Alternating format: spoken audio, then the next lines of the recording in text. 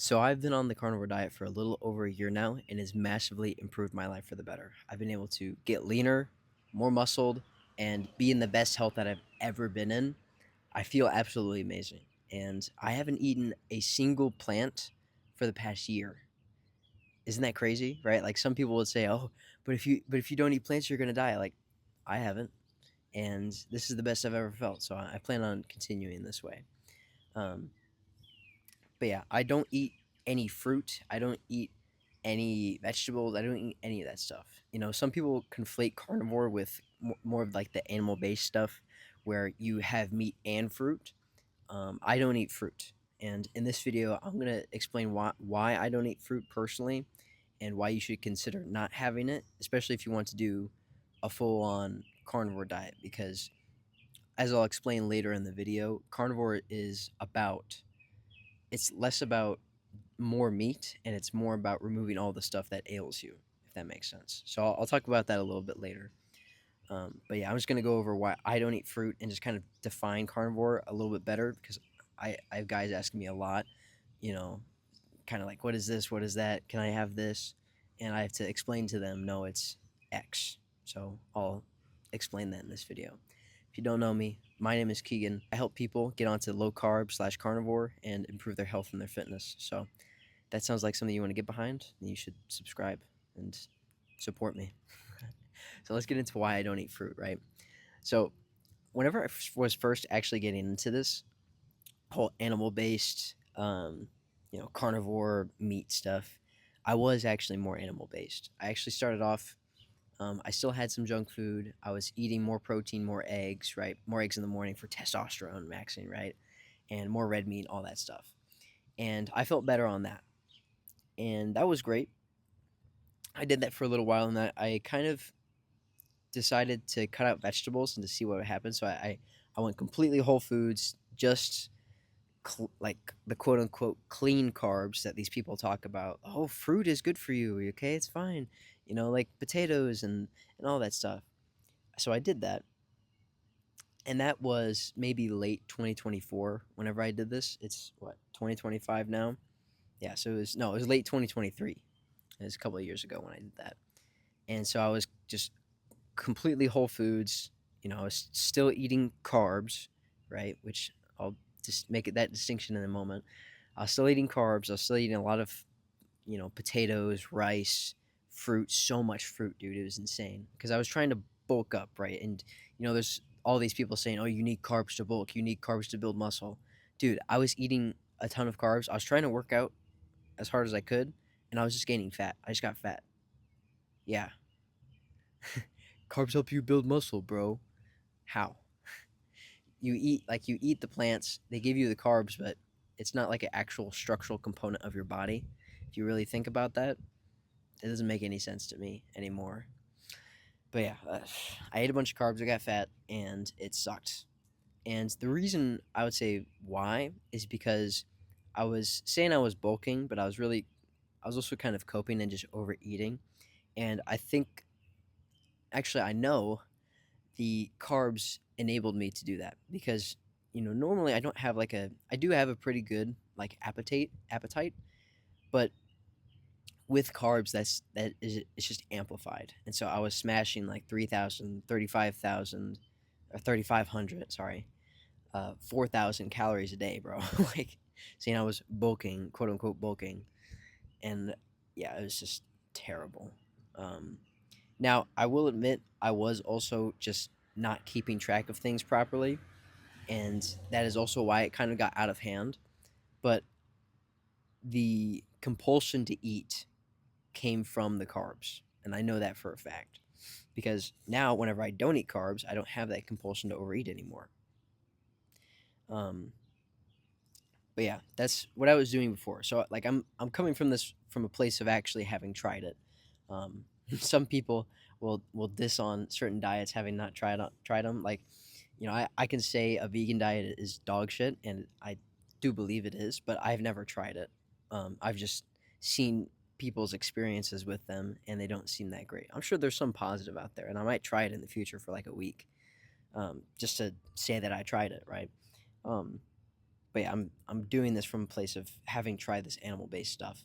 And before you say, "Oh, but potatoes, like if you it's just fruit, dude," I did that as well. Okay, it was in early 2024. I cut out the potatoes and the rice too, and that didn't help whatsoever. I actually ended up binging on pineapple more. Like I just like, dude, I can mess up some fruit, dude. It's insane. Um, but it's because it's sugar, and I guess that's kind of the first reason why that I stopped eating fruit and I stopped eating carbs in general is because I overate it a lot.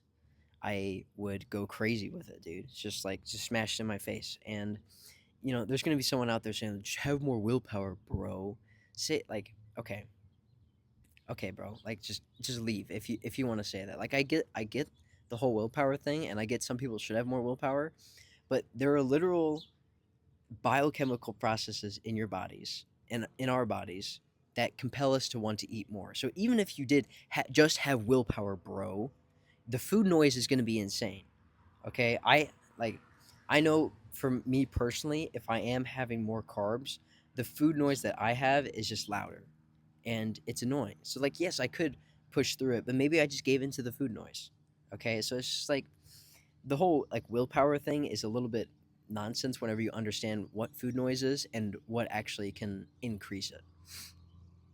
Um, but yeah, I just feel like I overate carbs really, really easily, and I think a lot of people are like that. Um, they just find that carbs are super tasty. Um, they're just they compel you to overeat, and so you just overeat them. And that's exactly what I did. Um, but yeah, I mean, like I was saying before with the willpower thing, like yeah, you can control yourself. You can, rein it back if you dial in, exactly 2,000 calories a day, but you're still going to be hungry.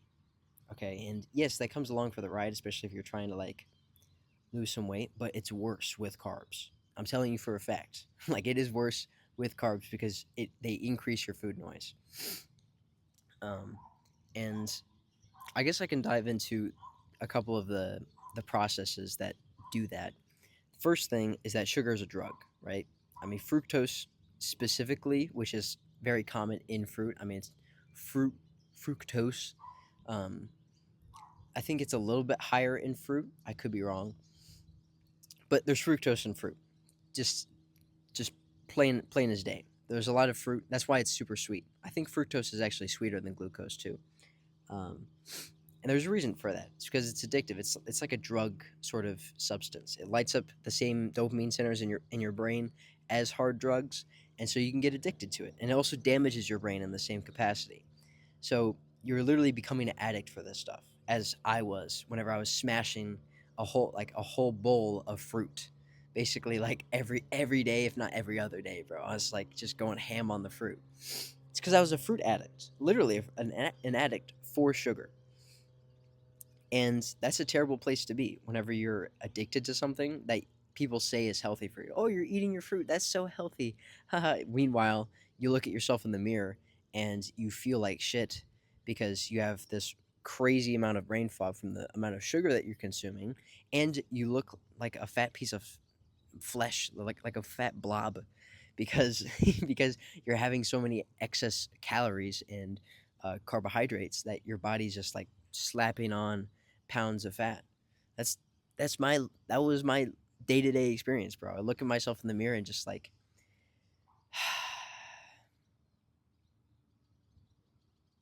like that's the look. Disappointment, shame, guilt. I don't know. Like a sucky feeling to say the least. It's because you're a sugar addict and you're getting fat from it. Like it's kind of funny because you get like the opposite effect of other drugs. With like crack or freaking was it meth? Those people get like super skinny and whatnot. It's the opposite with sugar, bro. You get hella fat. um, but yeah, both are signs of really addiction and disease. So yeah, there's that fructose, sugar. It's addictive. The second is that whenever your insulin goes up, it blocks.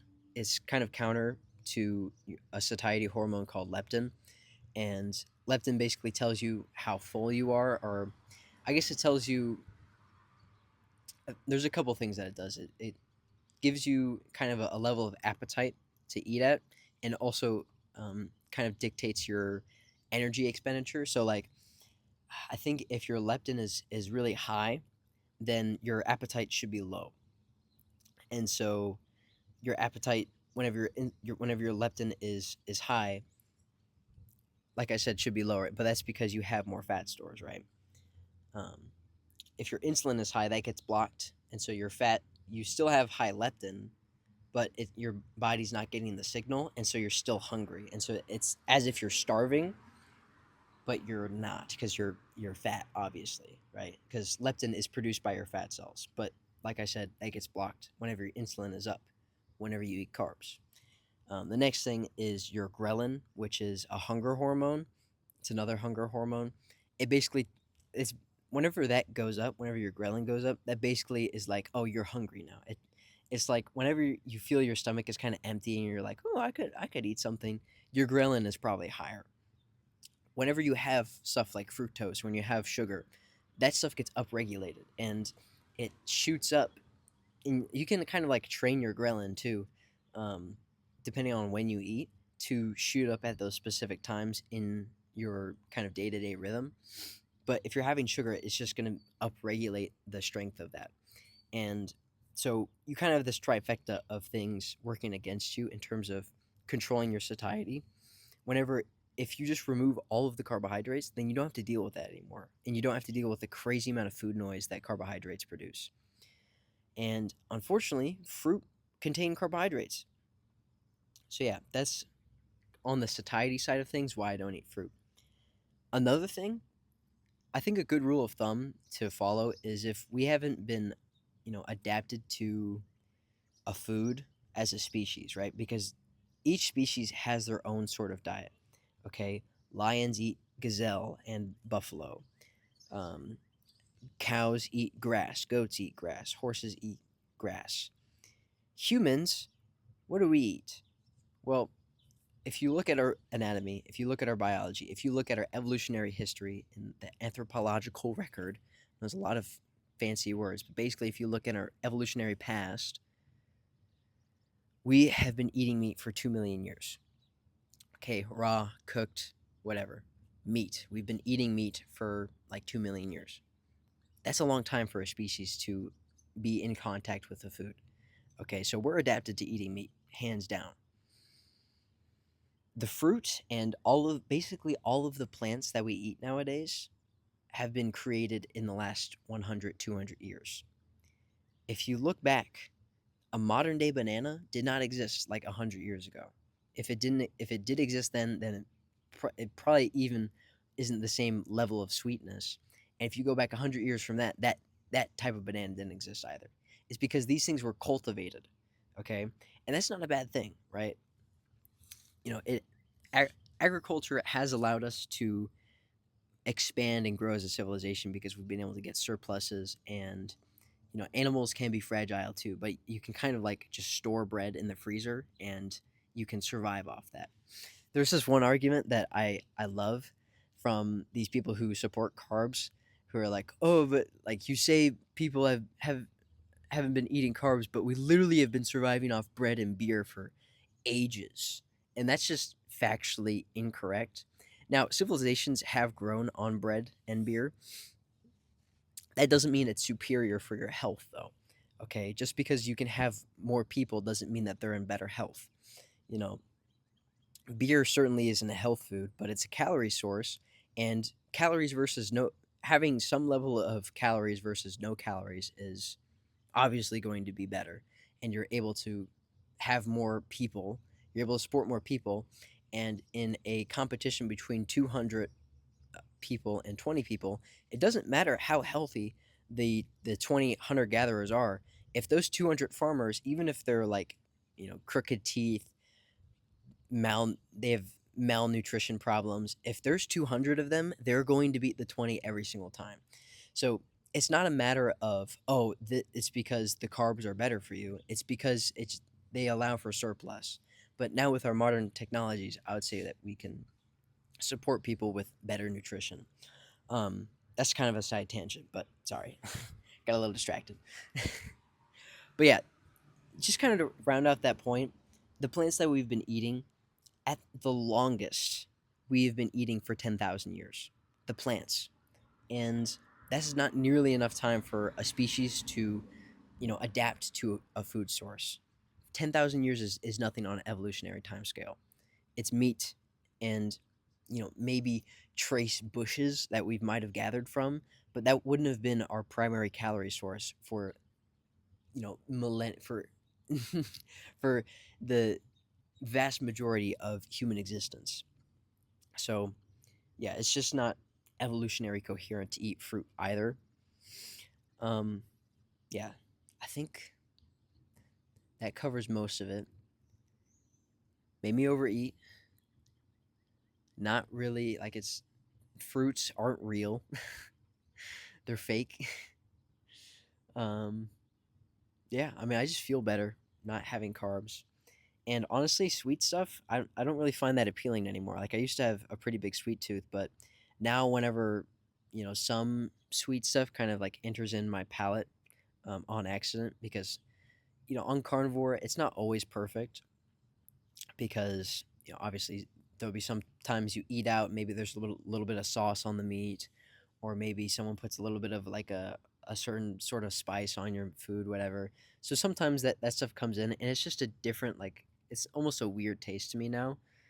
Yeah, I'm really grateful that I've kind of broken that sweet tooth though. Yeah, but yeah, those are the kind of the two things on why I don't eat fruit anymore.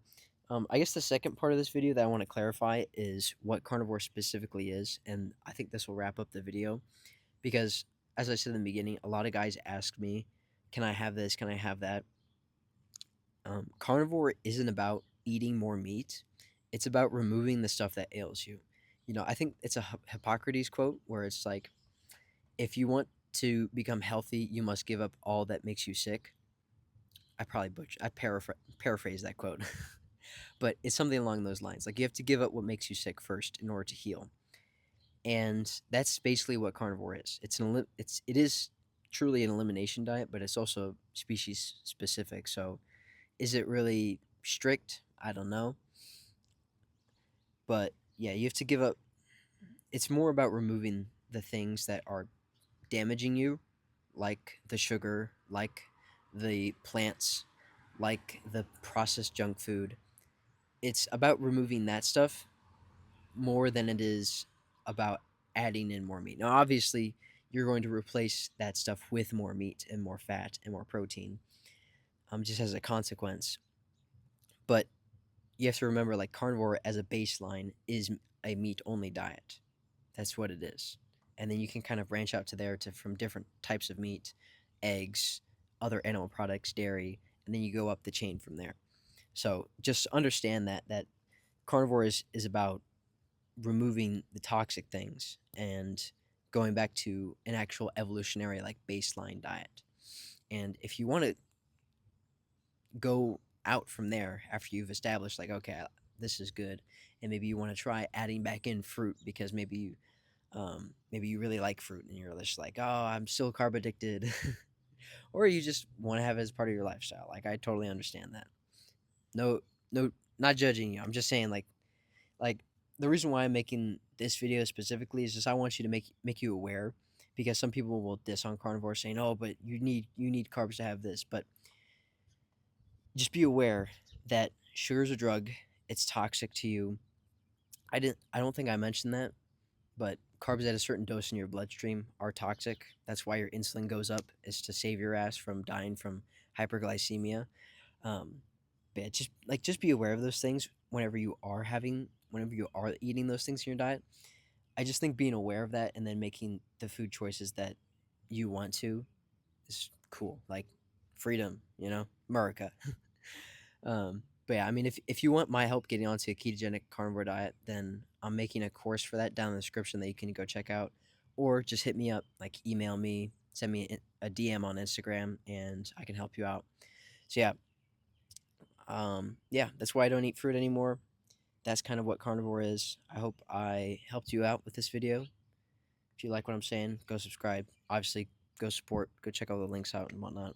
And I'll see you in the next one.